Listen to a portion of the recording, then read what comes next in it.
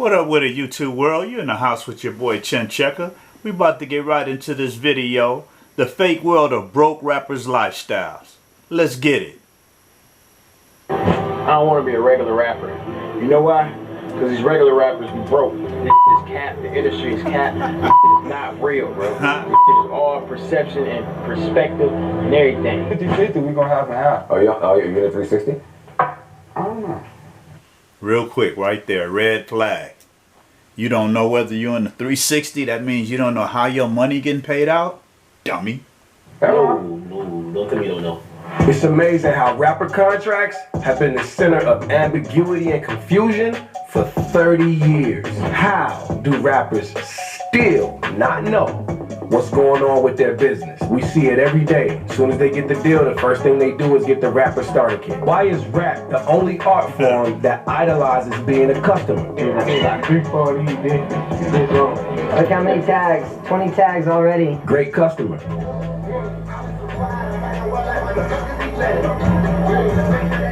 Great customer. We're at 52,000. Look at this dummy in the strip club throwing 50,000. Dummy. Look at this fool getting paid. Alright, so it'll be 52,000 flat. Alright. We'll maybe do 50. Look at this dummy. 50. Great customer. And on the other hand, people like Lil Baby actually can't afford these types of expenses. But this is where it starts. First is the chain, rented vehicle, Airbnb, and random IG model looking for a quick buck. That was crazy right there. That's the first time we let people perform. You lost something, bro? Right there. Hold it. Is that? You lost? Yo. He almost. Look at this idiot. The bezel falls off his watch. So you telling me that's not fake? Oh, that's supposed to be a $100,000 watch and the top part just fell off? Idiot. He almost lost the bezel. A bezel? Before we continue, that's got to go. You know what? Let's hold it like that. When you posted this photo, I'm asking the question, I don't know what the hell it is, so. Oh, yeah. So basically, Who is it? This is Bow Wow? This shit, this picture looks fake already from jump. Look. I was traveling to New York, right? And I was on a commercial flight. So I saw a picture that I liked. It was my mood picture. So I posted. I put travel day. So someone's on the plane. They take a picture of me, right? And says, well, that's kind of odd. How is he flying private when he's right here in front of me? Touch my shit, touch my Busted. Uh-oh. Are you ready?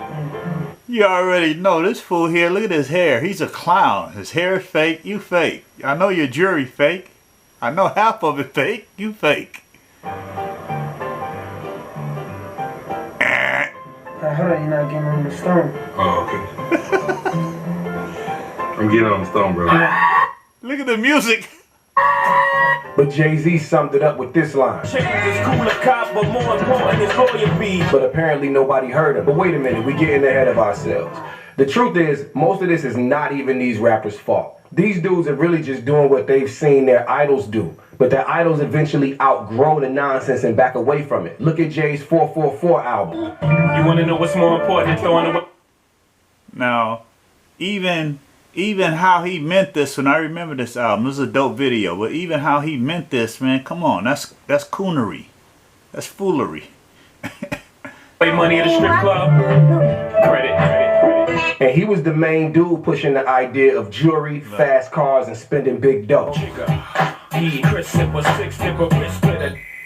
Hip-hop's competitive nature set the wrong tone for the new generation, but the fans love it. And therein lies the birth of the fake world of broke rapper lifestyle. And it's interesting because I never think of rappers as victims, but they are. Let's look at how a record contract really breaks down to really understand how broke rappers actually are. Your single was 99 cents, mine was $4. This is an incredibly slept on Jay-Z line, and I'm gonna tell you why. Because it illustrates how far apart good rap business is from bad rap business. And this new generation is almost exclusively bad rap business. So when Jay dropped this line, he was in a joint venture with Def Jam, which usually means somewhere around a 50-50 split. If the single was $4, that means $2 to Rockefeller, $2 to Def Jam. Jay is an executive and an artist, so he gets paid twice on this single. The average artist gets roughly 10%, but since Jay was the boss, he probably paid himself around 25%. 25% of $2 is 50 cents. That leaves $1.50 to be split between Jay.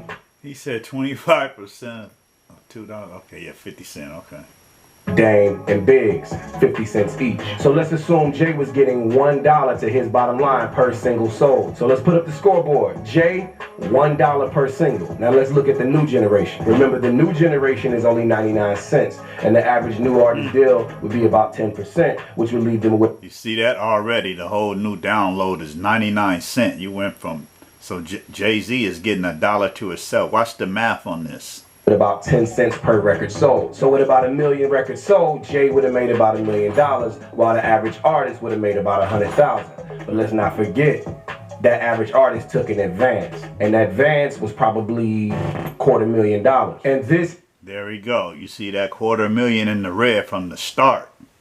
This is how you can have an artist with a platinum single and still be in debt to the label. And the mechanics of how an album works are even worse, but we'll save that for another video. So when you see artists throwing money and copping jewelry, usually that's the money they got from the label to make the album. It's all a big contradiction, because so many artists... Now that's their budget. Now you're taking your budget that the label gave you to make an album, and where you at? Jacob? Who is this fool? Jacob? You done took the money that you got, your advance. You got an advance for $250,000, 250,000. You and Jacob, you done spent your whole advance in 1 minute. In what? 10 minutes? You bought a watch. Look at the math on this. Say they use rap and sell drugs to escape the hood and take care of their families just to get rich and blow it all on bullshit. There you go. Look at this list. You're gonna see some legends on this list. This is just a list of artists that have had to fight their way out of a bad contract at some point in their career. And many times that bad contract was during the time that they were at the height of their sales. So they didn't even profit from the best years of their artistry.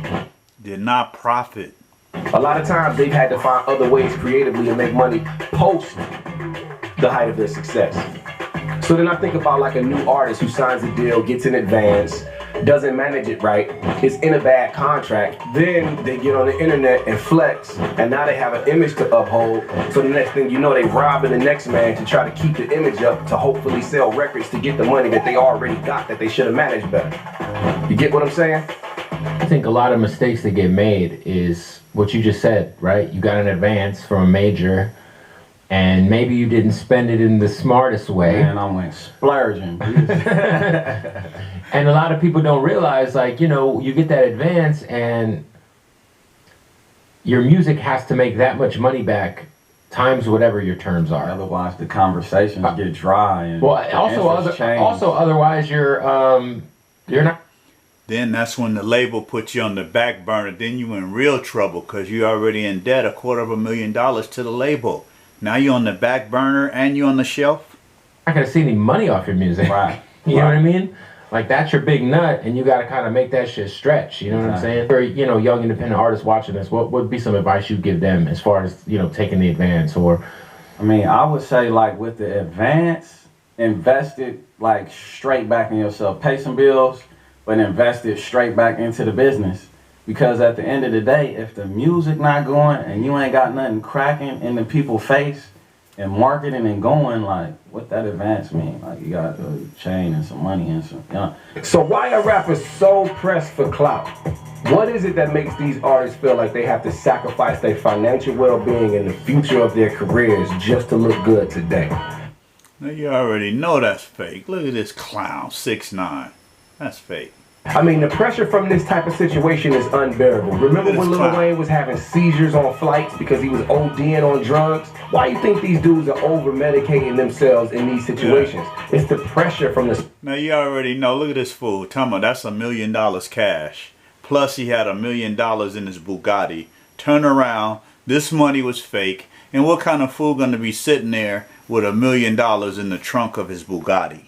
Turn around. This coward. The Bugatti was rented, whatever kind of car this is. I don't even know if it's a Bugatti, but that's rented. Spotlight, the finances, and what they have to do and who they have to be to please the fans and meet all of their financial obligations as artists. I mean, just look at how many rappers have been exposed for wearing straight up fake jewelry. Or look how many artists have been exposed for trying to look richer than they actually are. I say it like this: shout out to any of the managers, lawyers, labels, or individuals that are trying to hold these artists accountable, teach them some level of financial literacy, and get their heads in the right direction. It's time we pray for the next generation. Culture Decoded.